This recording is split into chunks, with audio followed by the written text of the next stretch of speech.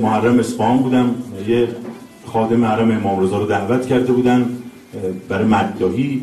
ازش پرسیدم که از معجزات حضرت رضا چی میدونی؟ گفت 75 مورد جو خودم نوشتم. یکیشو گفت اینجا جاشه من اینو بگم. گفت من کفشداری شماره 12 هستم، استاد دانشگاه هم هستم، یه همکاری دارم پزشکه، همکار من، همشیفت منه، هفته 2-3 روز تو زندان طباقت میکنه. یه شب که شیفتش بود دیر اومد و نزدیکای صبح اومد و وقتی هم اومدم باهاش صحبت کنم گفت با من صحبت نکن، بذار برم خدمت امام رضا، برمیگردم با هم صحبت میکنیم. 45 دقیقه طول کشید، رفت اومد، حالش خیلی به هم ریخته بود. گفتم دکتر چقدر به هم ریخته، چته؟ گفت رفتم وسایل پزشکیمو از تو زندان بردارم، رئیس زندان بهم گفتش که یه زندانی رو میخوایم 1-2 ساعت دیگه اعدامش کنیم. تهش گفتم براتون، تهش 2 ساعت دیگه میخواد اعدام بشه.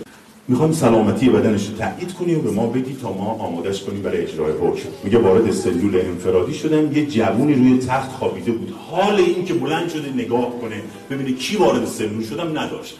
حق داشت لحظات آخر زندگیشو تجربه میکرد.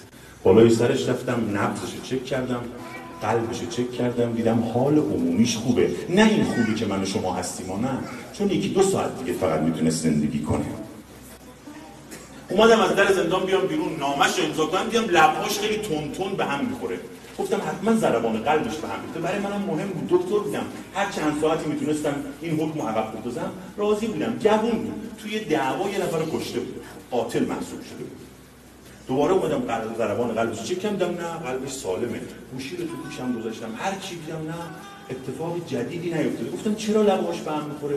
گوشمو کنار دهانش آوردم، دیدم یه کلمه‌ای داره تون پشت سر هم میگه و اون کلمه این بود: زامن آهو زامنم شد، زامن آهو زامنم شد، زامن آهو. مثل من و شما که الان اینجوری فکر می‌کنیم. به خودم گفتم یعنی امام رضا میخواد چیکار کنه براش؟ 2 ساعت دیگه قرار بکشنش بالا. اومدم دم در دیدم پدر مقتول دم در واسطه. گفتم آقا راه داره رضایت بدی؟ گفت فقط باید اعدامش کنه.